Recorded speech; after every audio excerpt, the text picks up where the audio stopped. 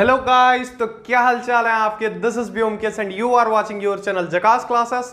तो आज हम पढ़ने जा रहे हैं आप ही के class 10 mathematics NCERT text book के चैप्टर नंबर 14 स्टैटिस्टिक। तो स्टैटिस्टिक यार तुम्हारे 9th में भी था और ये बहुत ही आसान चैप्टर हुआ करता है 10th क्लास तक, 12th तक भी बहुत ही आसान होता है। इसमें स्कोर करना बहुत आसान चीज है और जो कॉम्पिटिटिव एग्जाम भी देते हैं ग्रेजुएशन के बाद जो जॉब के लिए, उसमें भी बहुत बड़ा रोल प्ले करता है स्टैटिस्टिक। इसको अगर आप समझ गए तो कोई भी इससे हार्ड नंबर आएगा ना तो भी आपको आसान लगेगा, क्योंकि इसमें कुछ खास है नहीं, उतना कुछ कंसेप्चुअल नहीं है, तो बहुत आसान है। और स्टैटिस्टिक के नाम सुनने से ही सारे जो भी स्टूडेंट्स के मन में 3 वर्ड्स आ जाते हैं, मीन, मोड और क्या, मीडियन। तो हम भी इस चैप्टर में वही पढ़ने वाले हैं।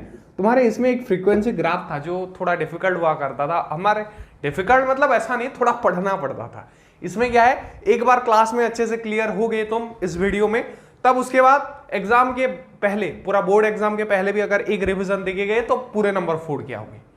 पर वो क्यूमुलेटिव फ्रीक्वेंसी ग्राफ को थोड़ा 2-3 बार देखना पड़ता था, बस वही फर्क था। पर वो डिलीट कर दिया गया है, जैसे मानो सीबीएसई ने सबकी सुन ली और उड़ा दिया गया। अपने टाइम में वो भी पढ़ती थी।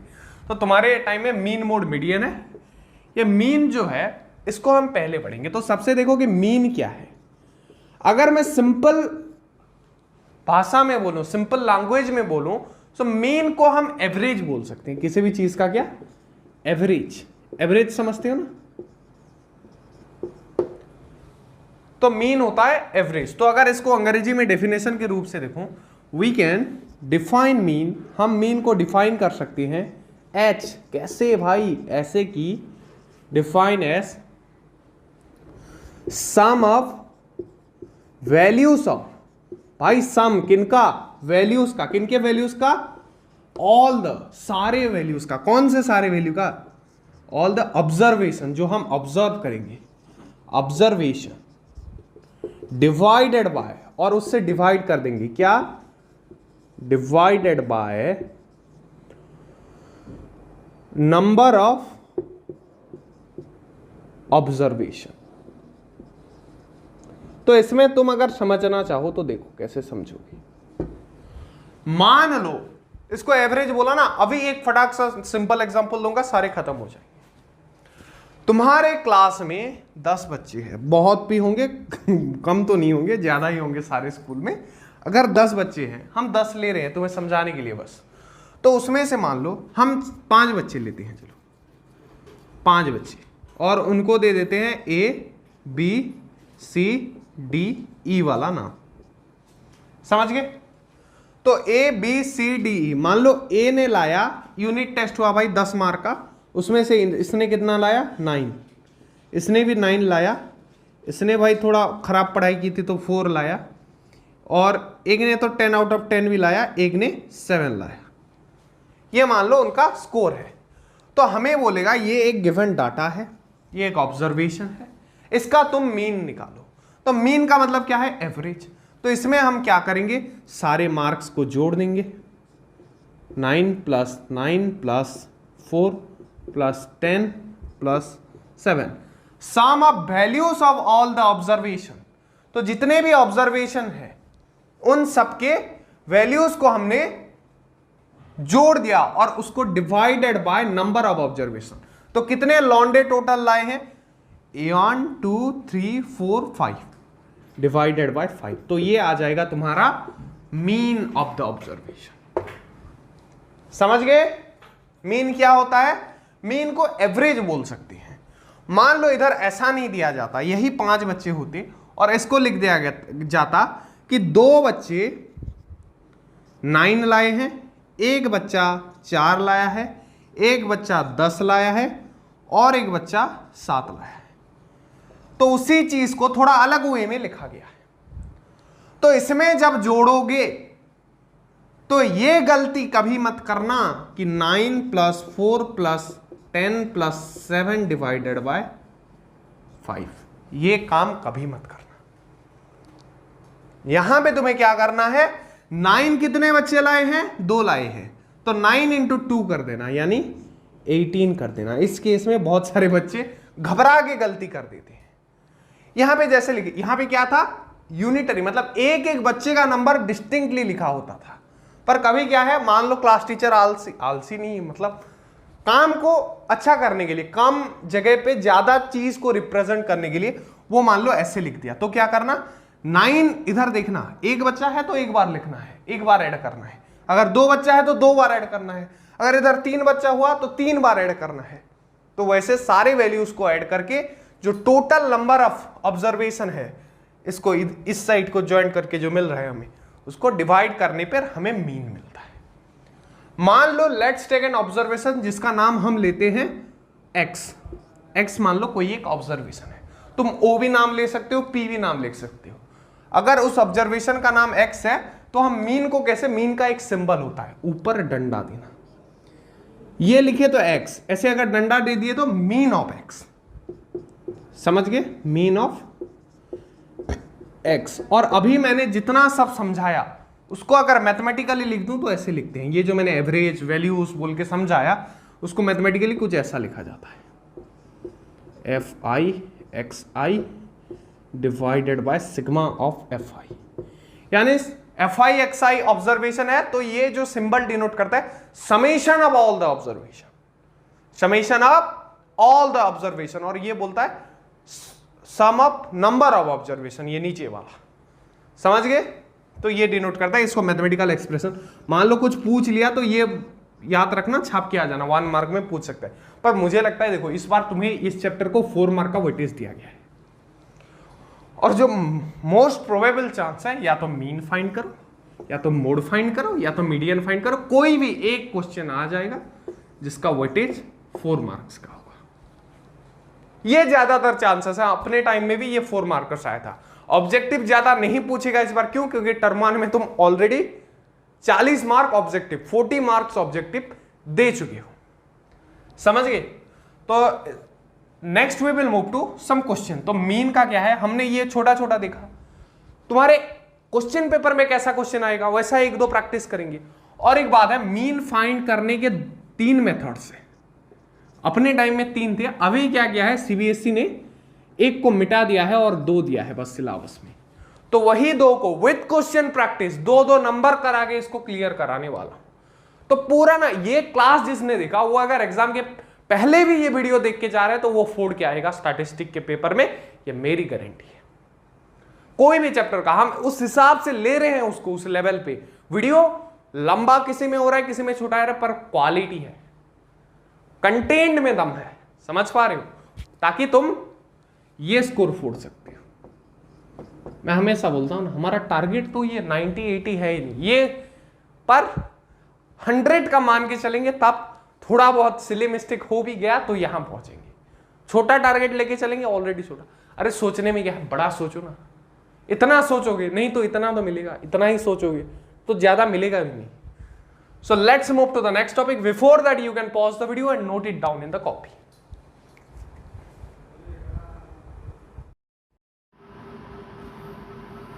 सो जो पहला सवाल हम देख रहे हैं, ये देखो दिया गया है, the marks obtained bye 30 students of class 10 of a certain school in mathematics paper consist of 100 mark.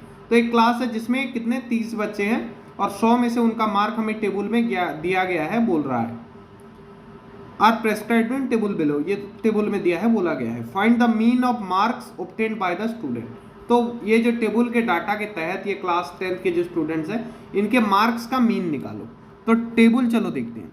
Marks obtain, तो 10 मार्क, 20 मार्क, 36 मार्क, 40 मार्क ऐसे करके लाए हैं। तो 10 मार्क कितने, एक बच्चे लाए, 20 मार्क एक बच्ची, 36 मार्क्स 3 बच्चे लाए हैं। तो ऐसे करके हमें टेबल गिवन दिया है। और यहाँ पे देखो लिख दिया गया है, मार्क्स ऑब्टेन को क्या लिखा गया है, XI, और नंबर ऑफ स्टूडेंट्स को FI। तो तुम्हें पता है मीन का फॉर्मूला क्या होता है, मुझे थोड़ा बता दो, मैं लिख देता हूँ इधर और एक बार। मीन ऑफ x, मान लो डाटा अगर x है तो मीन ऑफ x क्या है था, हमने लिखा था FI XI sigma FI XI divided by sigma FI, यानी समेशन ऑफ FI XI। तो हमें FI दिया गया है, XI दिया गया है, ये क्वेश्चन हो गया। अब चलो आंसर कैसे निकालेंगे, देखो पहले एक ऐसा टेबल बना दो ताकि हमें आसानी से सब कुछ सीधा सीधा क्लियर दिखाई दे। तो ये xi हमने लिख दिया टेबल के तहत, fi भी टेबल के तहत लिख दिया। पर हमारा फॉर्मूला क्या मांगता था, summation of fi and summation of fi xi।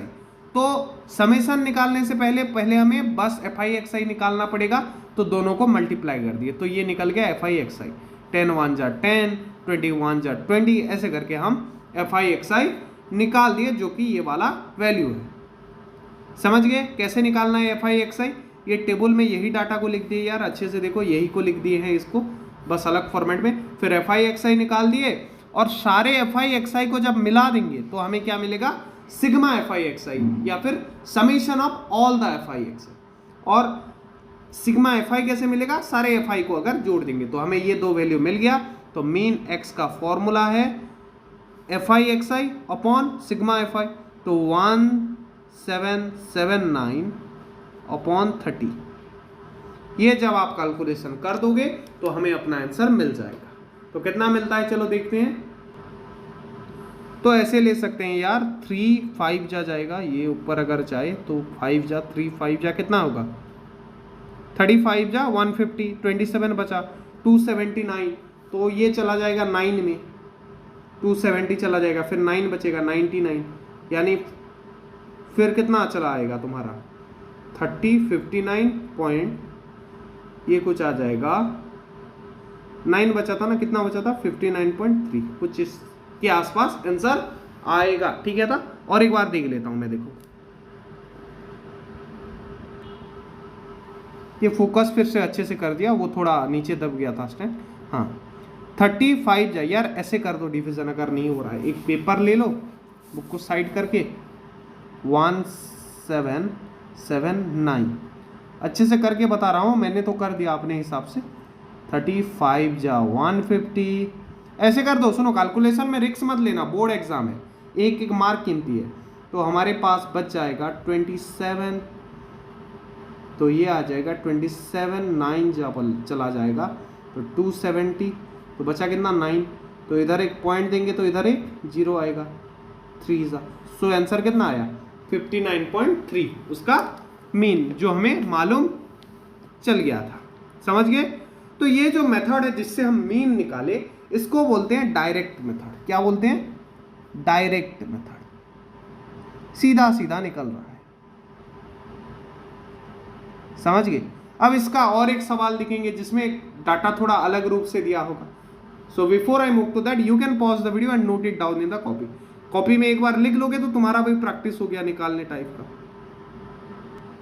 तो हमने पहले जो दिया था गिवन डाटा, वो बहुत लंबा था, पर यूजुअल लाइफ में क्या करते हैं, उतना लंबा ना हो टेबल बोल के ऐसा छोटा टेबल बना देते हैं। वहां पे क्या था, 10 में एक था, 20 में एक था, इधर क्या कर दिए 10 से 25 दो बच्चे लाए हैं, एक रेंज बना दिया गया। सिंगल नंबर था उधर, 10 में कितने बच्चे हैं, 20 में कितने बच्चे हैं, 36 में कितने बच्चे हैं, उधर वैसा था। पर इधर क्या किया गया, 10 से 25 के बीच, मतलब एक रेंज बोला गया ना। देखो तुम्हारे क्लास में ये बोला गया कि 60 अबव कितने बच्चे, पूछते हैं ना 90 अबव कितने हैं, 80 अबव कितने हैं, मतलब 90 अबव मतलब 90 से 100, और 80 अबव यानी 80 से 90 के बीच, या फिर 80 to 100 भी कहीं कहीं पे लिया जाता है। हाँ, तो इसमें क्या रेंज होता है, पर्टिकुलर नंबर की जगह एक रेंज दिया गया। तो उधर क्या करते थे, इधर जो आंकड़ा दिया जाता था उसको तुम xi मान लेते थे, पर इधर तो 10 से 25 दिया गया है, तो सर xi 10 को माने या 25 को, तो ये कंफ्यूजन होती थी। तो इसमें जो रेंज है इसको पहले नोट कर लेते हैं एक पेपर पे। तो हमारा पेपर हम लाते हैं इधर, भाई ये आ गया अपना पेपर। तो इधर चलो नोट कर देते हैं, रेंज कितने हैं, 10 to 25, 25 to 40, 40 to 55, 55 to 70, 70 to 85, 85 to 100। तो ये सारे रेंज है, या फिर बोल सकते हैं इसको x का वैल्यू, पर हमें तो x एक लेना पड़ेगा सर। तो इसमें से क्या करते हैं, ये जो अपर लिमिट है, ये जो बड़ा वाला नंबर है उसको अपर लिमिट बोलते हैं, जो छोटा वाला नंबर है उसको लोअर लिमिट बोलते हैं। तो इन दोनों को ऐड कर देंगे, 25 + 10 डिवाइडेड बाय 2 इक्वल्स टू 17.25। तो जब टेबल में देखेंगे तो xi का वैल्यू कितना लिखेंगे 17.25। तो वैसे इसी के लिए कितना लिखेंगे 40 + 25 यानी 65 डिवाइडेड बाय 2। तो 65 डिवाइडेड बाय 2 कुछ आ जाएगा वैल्यू 32.5। इसमें भी वैसे 95 डिवाइडेड बाय 2 दोनों को ऐड कर देंगे और डिवाइडेड बाय 2 कर देंगे, तो हमारा वैल्यू कुछ आ जाएगा, कितना आएगा 47.5। तो ऐसे करके हम निकालेंगे जैसे इधर निकाला गया है। चलो मैं दिखा देता हूं।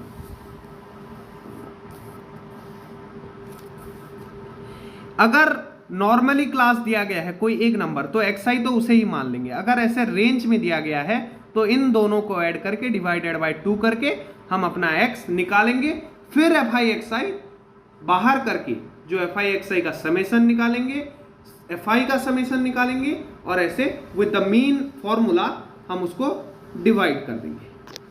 समझ गए कितना आसान है ना? अरे बहुत आसान है, हलवा चैप्टर है स्टैटिस्टिक्स। समझ गए? पूरा क्लियर? अब अगर कोई नंबर आए इससे तो कर पाओगे। तो ये जो मेथड हमने अब तक देखा इसको क्या बोलते हैं? डायरेक्ट मेथड, जो बुक में दिया गया है, मैंने पहले बता दिया। अब देखेंगे, मैंने बोला 3 मेथड्स हैं। तो पहला क्या था? डायरेक्ट मेथड, दूसरा है एज्यूम्ड मीन मेथड और तीसरा है स्टेप डेविएशन। तो जो स्टेप डेविएशन वाला है वो तुम्हारे बुक में नहीं दिया है। हम नेक्स्ट बस एज्यूम्ड मीन मेथड पढ़ने के बाद मोड के ऊपर बढ़ जाएंगे। So without wasting the time please pause the video and note it down. तो ये एक बार नोट कर लो, मेनली ये फॉर्मूला नोट कर लो, अपर लिमिट और लोअर लिमिट, ताकि ये भूल ना जाओ। भूलने की चीज भी नहीं है, बहुत आसान चीज है। समझ गए? So we have already discussed about the direct method. तो उसमें क्या कर रहे थे? फॉर्मूला था x का जो मीन का जो फॉर्मूला है that is equals to sigma fi xi upon sigma fi। तो इसमें इशू क्या था कि अगर मान लो fi या फिर xi कोई भी एक नंबर अगर बड़ा हो जाए, भयंकर हो जाए, तो दोनों के मल्टीप्लिकेशन में हमें दिक्कत तो नहीं पर बहुत फर्क पड़ता, हमें डिफिकल्ट लगता, टाइम कंज्यूमिंग होता और तुम्हें उतना टाइम तो एग्जाम में मिलेगा नहीं। इसीलिए हमें मिला एज्यूम्ड मीन मेथड।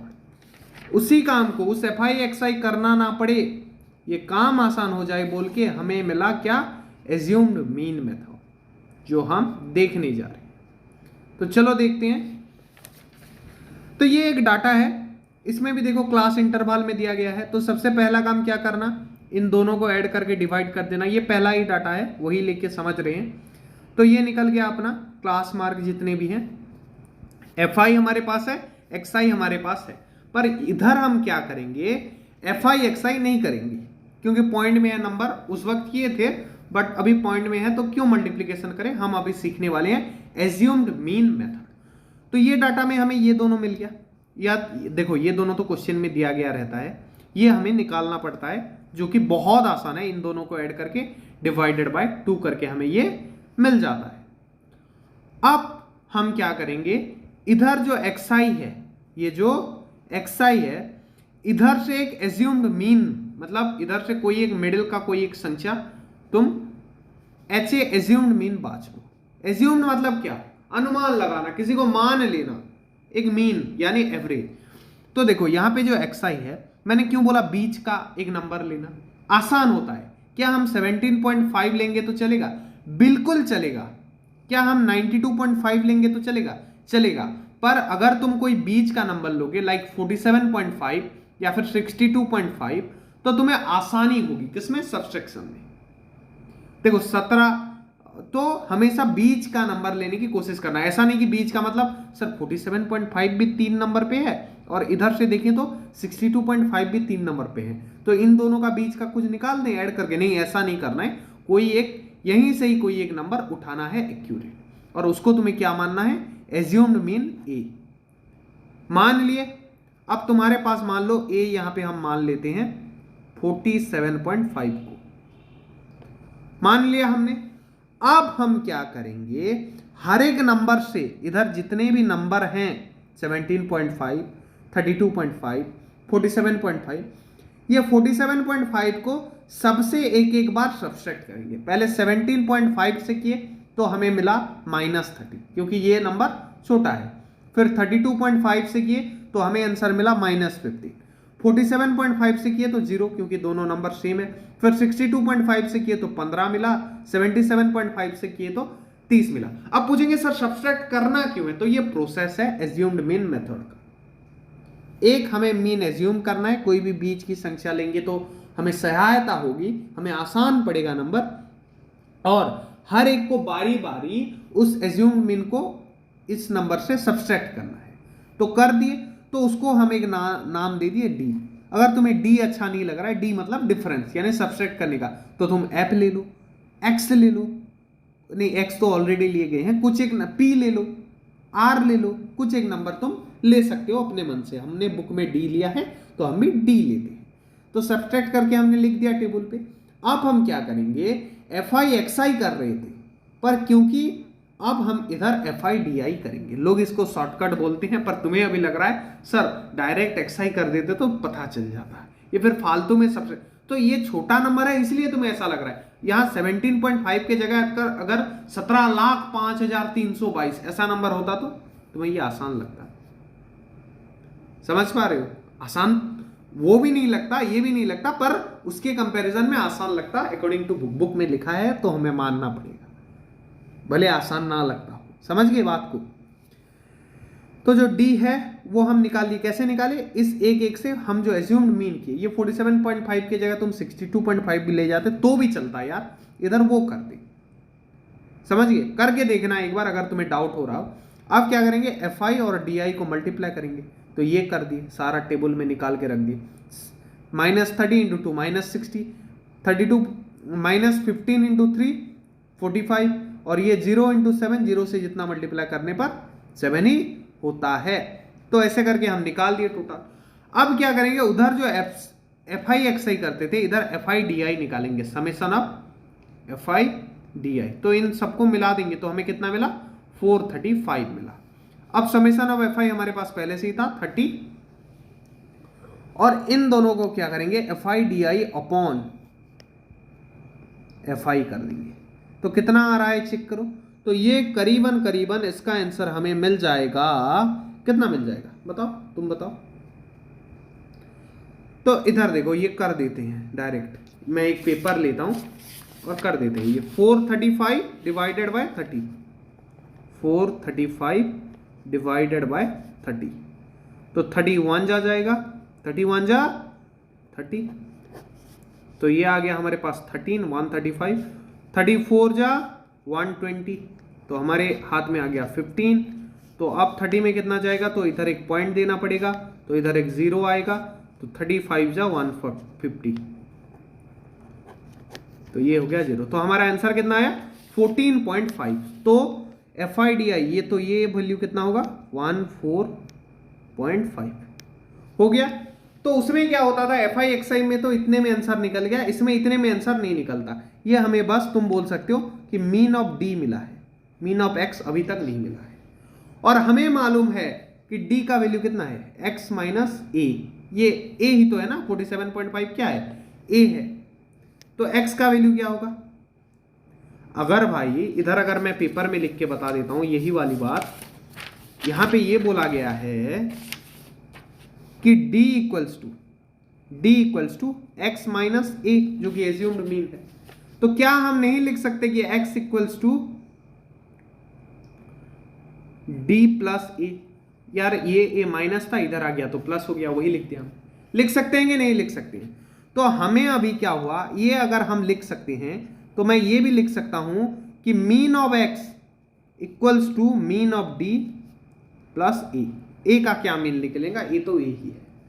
तो हमारे पास मीन ऑफ d मिल गया, ये वाला वैल्यू। मीन ऑफ d कितना है हमारे पास, मीन ऑफ d जो है वो है 14.5।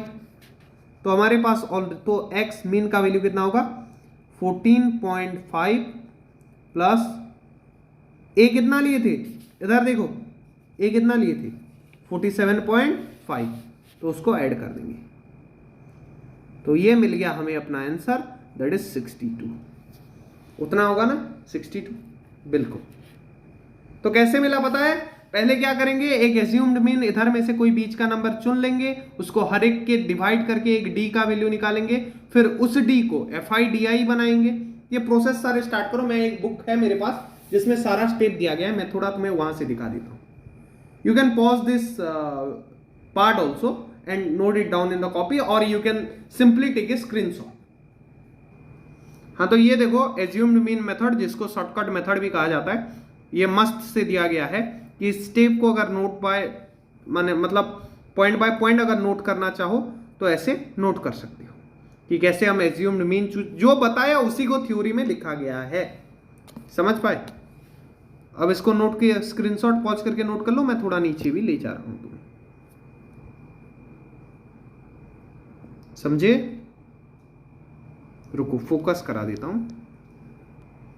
ऊपर का नोट कर लिया, अब नीचे फोकस कर दिया हूं। नीचे का लिख लो। देखो स्टेप 1 कैसे बता दिया, ये क्या है, क्लास कैलकुलेट करना। स्टेप 2 क्या है, चूज ए सुइटेबल, जो हमारा एज्यूम्ड मीन को चूज करना। अब नेक्स्ट पेज पे जाते हैं, इसको पॉज करके नोट करो। अब है स्टेप 3, कैलकुलेट द डेविएशन।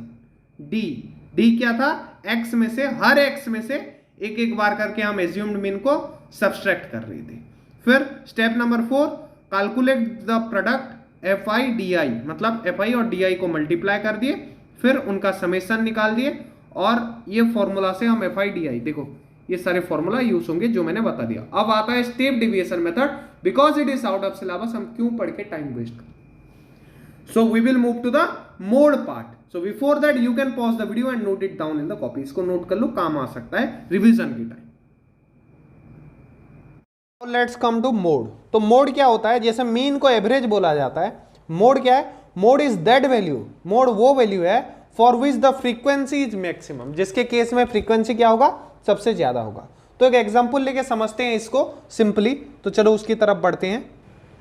तो ये आ गया हमारे पास example, the wicket taken by a bowler in 10 cricket matches. तो 10 क्रिकेट मैचेस में एक बॉलर ने विकेट लिया है। तो पहले मैचेस में कितने विकेट लिए, 2, सेकंड में 6, थर्ड में 4, जो हमारा चौथी बार में 5 विकेट लिया है, एंड 5th टाइम 0 विकेट लिया है, 6th टाइम 2 विकेट लिया है, 7th टाइम 1 विकेट लिया है, 8th टाइम 3 विकेट फिर से लिया है, और 9 टाइम 2 विकेट लिया है, और 10 टाइम भी 3 विकेट लिया है।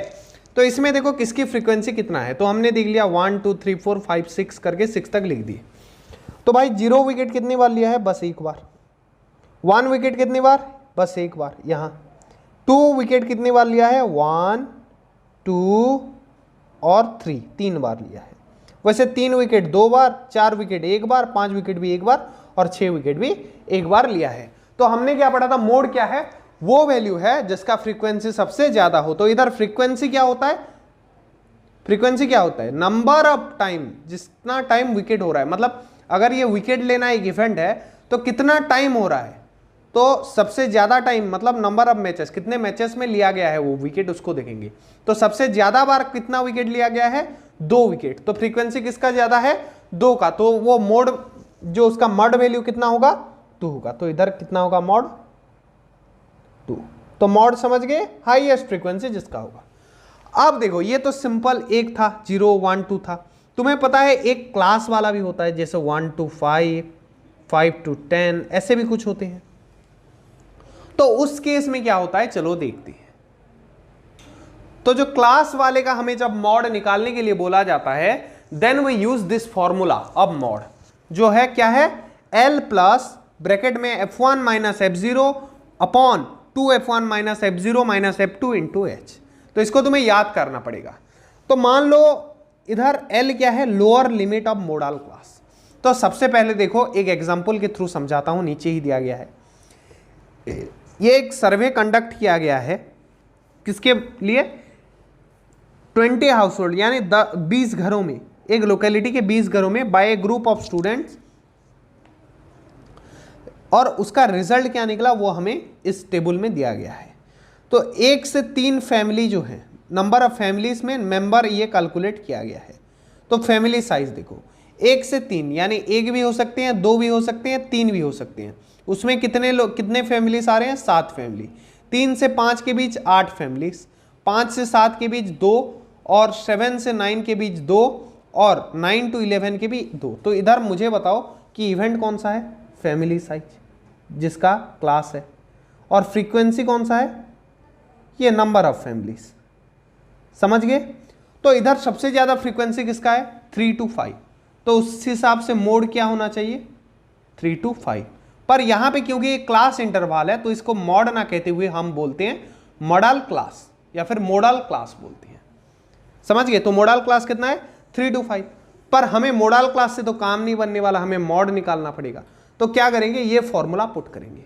तो इस फॉर्मूला के मुताबिक तो इधर एल का वैल्यू क्या होगा, एल क्या है, lower limit of middle class, यानी लोअर लिमिट मतलब छोटा वाला आंकड़ा, यानी 3+, समझ गए? देन कितना हुआ, ब्रैकेट में ब्रैकेट स्टार्ट हो जाएगा, f1 माइनस f0। f1 क्या है, फ्रीक्वेंसी ऑफ मोडल क्लास, तो मोडल क्लास का फ्रीक्वेंसी कितना है, 8 है, माइनस f0। f0 मतलब कितना, frequency of class preceding model class. इसका मतलब है उस क्लास का फ्रीक्वेंसी जिसका फ्रीक्वेंसी मोडल क्लास से थोड़ा कम हो। तो 8 से कम इधर कौन सा दिख रहा है, 2 भी है, 2 भी है, 1 भी है, 7 भी है, पर थोड़ा सा कम मतलब उसके प्रीवियस वाला, प्रीसीड करने वाला। तो अगर हम देखेंगे तो वो है 7। कितना है, 7 हो रहा है, तो यहां लिख देंगे हम 7। हाँ, तो इधर देखो मॉडल क्लास कौन सा है, ये वाला 3 to 5। तो इससे पहले कौन सा क्लास है, 1 to 3, तो उसका फ्रीक्वेंसी कितना है वो लिखेंगे।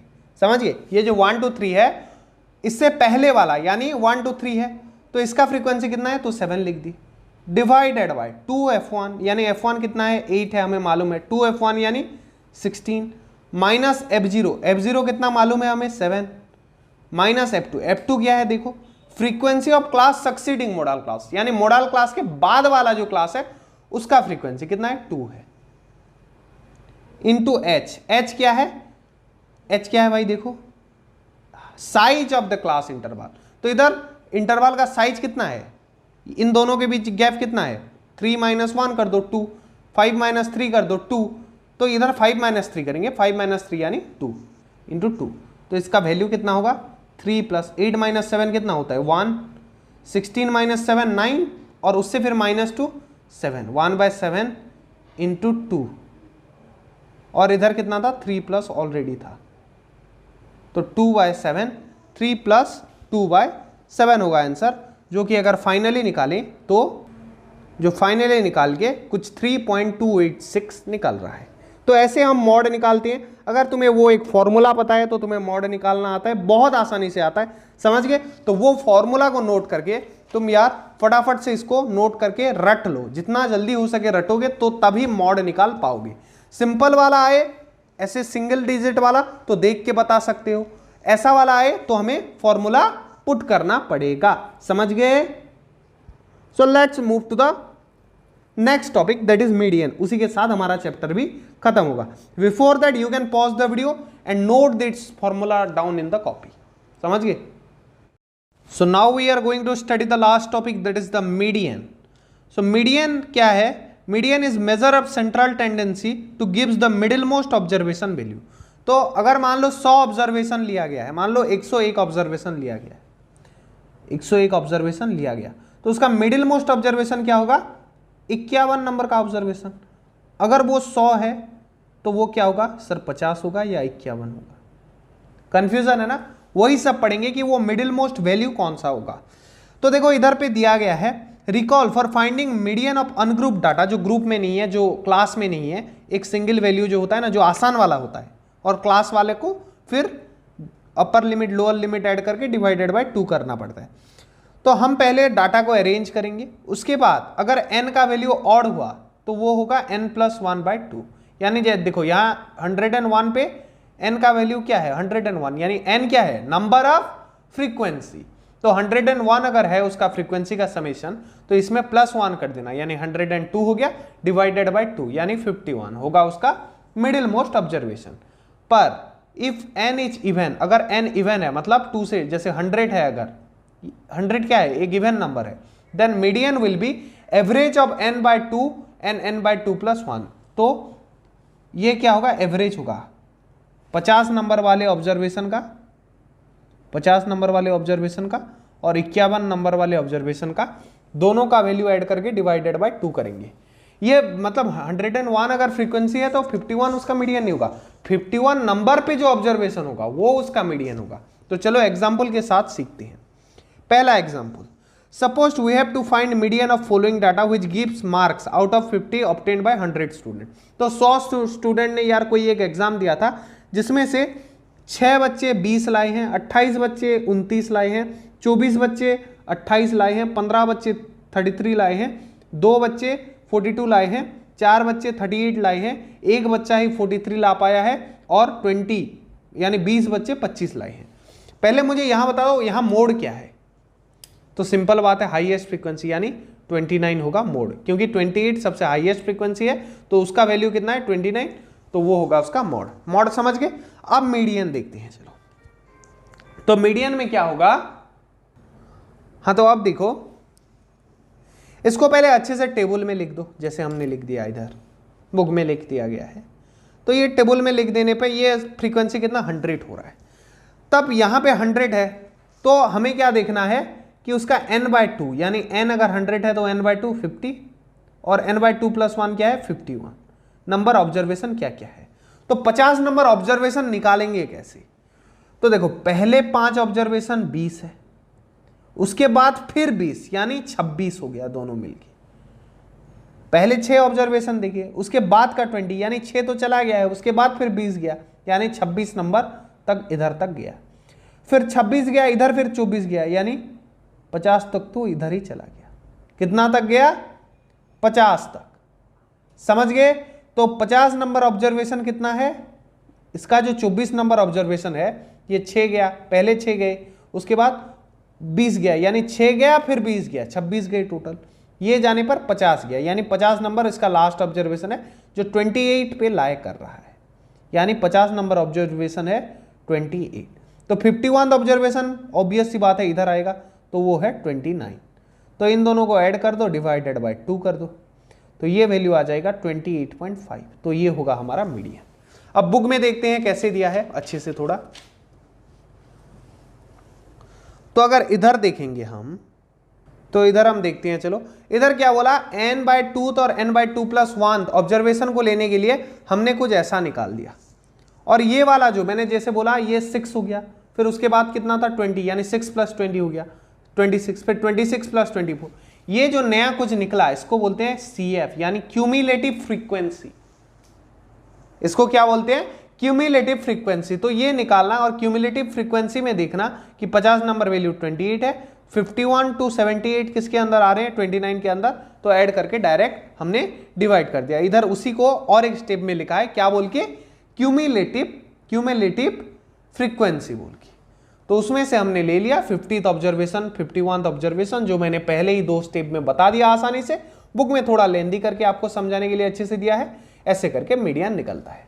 तो समझ गए क्या है मीन क्या है, मुझे बताओ, थोड़ा रिवाइज कर देते हैं। मीन होता है एवरेज, मोड क्या होता है हाईएस्ट फ्रीक्वेंसी, और भाई मीडियन क्या है, मीडियन है n/2 नंबर यानी हाफ ऑब्जर्वेशन का पूरा मिडिल वाला आंकड़ा। समझ गए। तो इसी के साथ तुम्हारा स्टैटिस्टिक चैप्टर होता है खत्म।